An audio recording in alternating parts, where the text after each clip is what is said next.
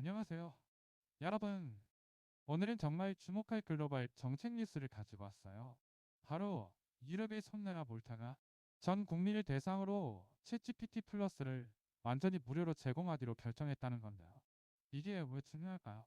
프리미엄 AI 서비스는 월 20달러를 내야 쓸 수 있거든요.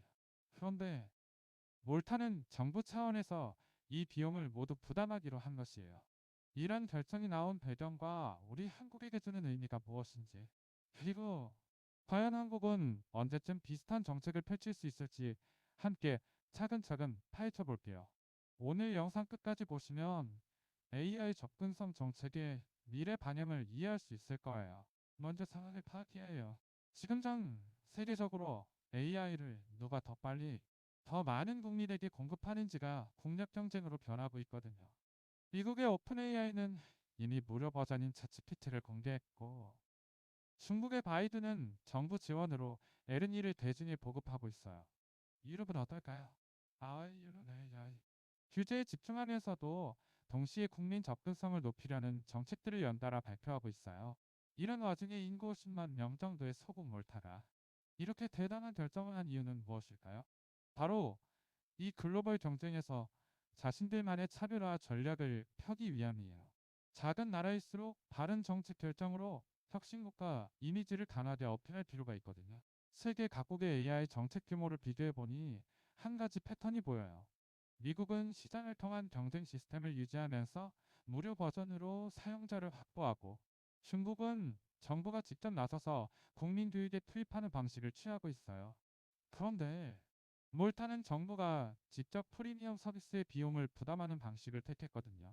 이는 아마도 유럽 국가 중에서도 가장 적극적인 사례일 겁니다. 반면 한국은 어떨까요? 현재 한국은 기업들이 자발적으로 무료 AI 서비스를 제공하거나 제한된 범위의 공공 AI 플랫폼을 운영 중인데요.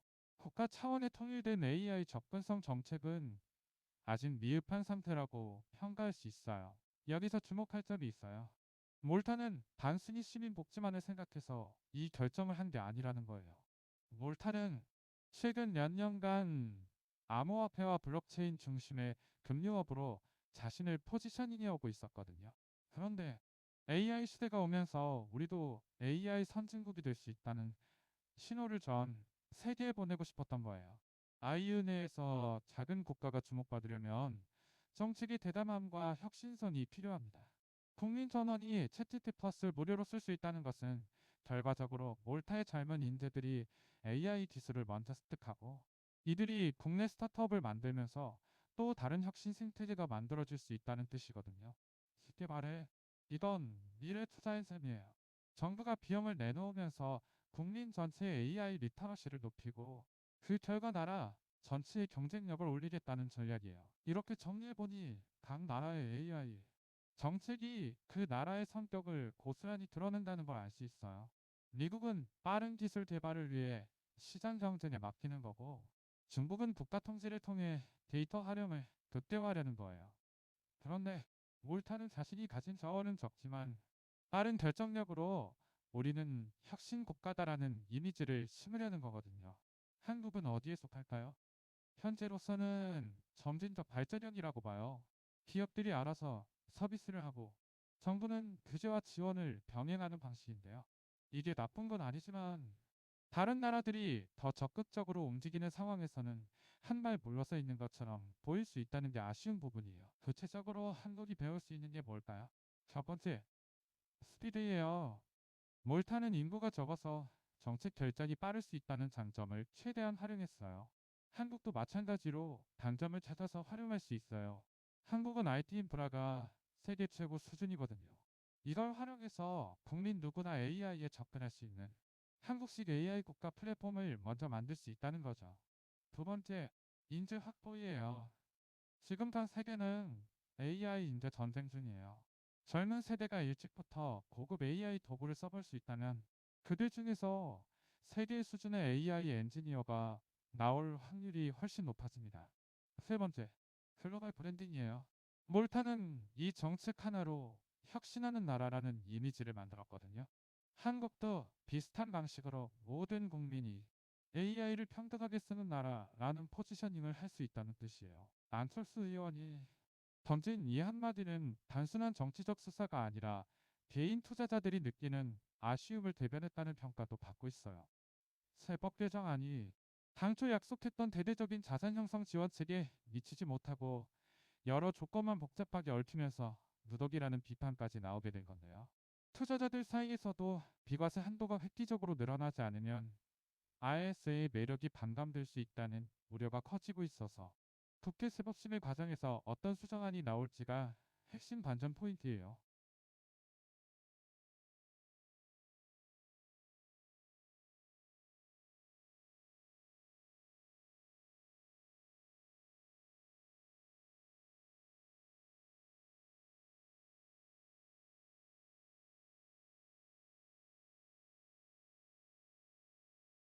한편 금융세제뿐만 아니라 첨단 기술 분야에서도 경쟁력 강화를 위한 움직임이 빠르게 이어지고 있어요. 제가 공개된 보안 관련 발표 자료를 직접 살펴보니 IGDA가 일본 II와 손잡고 적에도 위성과 피지컬 AI 무인체계 사이버 보안 협력을 체결했더라고요. 한국인터넷진흥원 KIS 역시 과학기술정보통신부 국가정보원과 함께 암호 모듈 시험 전문 인력 100명을 모집하며 민간 검증 체계를 확대하고 있거든요. 자산 관리 환경 못지않게 국가적 기술 보안 기반도 탄탄하게 구축되는 추세예요.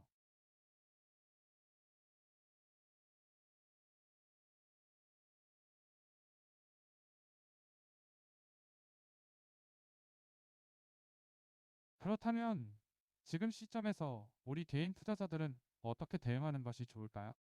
일단 얘는 본인이 보유한 ISA 계좌의 유형과 올해 납입 한도가 얼마나 남았는지 먼저 확인하는 것이에요. 이 단계는 금융사별로 진행 중인 입금 이벤트를 비교해 신규 20만 원이나 추가 입금 100만 원 조건 등을 활용해 추가 혜택을 챙기는 거고요. 마지막 3단계는 국회에서 안철수 의원 등의 지적으로 세제 개편안이 어떻게 수정되어 최종 확정되는지 뉴스를 지속적으로 확인하는 전략이 필요해요.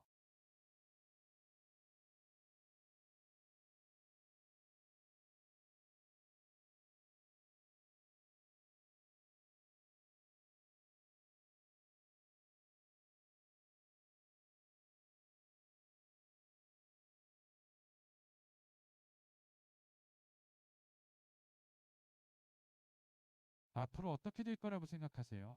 저는 이렇게 봐요. 5년 안에 AI 접근성이 정부 정책의 핵심 지표가 될 거라는 거예요. 지금 OECD 국가들 간의 국민 몇 퍼센트가 AI를 활용할 수 있는가가 경쟁 지표로 떠오르고 있거든요. 기술만 발전한다고 되는 게 아니라 그 기술을 국민이 얼마나 잘 쓰느냐가 이제는 국력의 척도가 되었다는 거죠. 한국은 이미 기술력에서 세계 최고 수준이에요. 문제는 그 기술을 국민과 공유하는 정책이 얼마나 빠르고 적극적인지 하는 거죠. 몰타의 사례는 이것이 가능하다는 걸 보여줬어요. 규모가 작다는 게 오히려 빠른 결정과 실행의 장점이 될 수 있다는 거거든요. 한국도 지금이 바로 그런 선택을 할 수 있는 시점이라고 봅니다. 오늘 내용 정리하자면 이러요. 몰타는 인구 10만 명의 소국이지만 전 국민에게 챗GPT 플러스를 무료로 제공하는 대담한 결정을 했어요. 이것은 단순한 복지 정책이 아니라 혁신 국가로서의 입지를 담화하려는 전략적 선택이었던 겁니다. 한국은 이미 기술력에서 세계 최고 수준이지만 AI 정책에서는 아직 점진적 발전 단계에 있어요. 우리가 배울 수 있는 건 스피드와 통합입니다. 산발적인 정책을 통합하고 빠르게 추진해서 국민 누구나 고급 AI를 쓸 수 있는 환경을 만든다면 한국도 글로벌 AI 경쟁에서 더욱 강한 위치를 차지할 수 있을 거예요.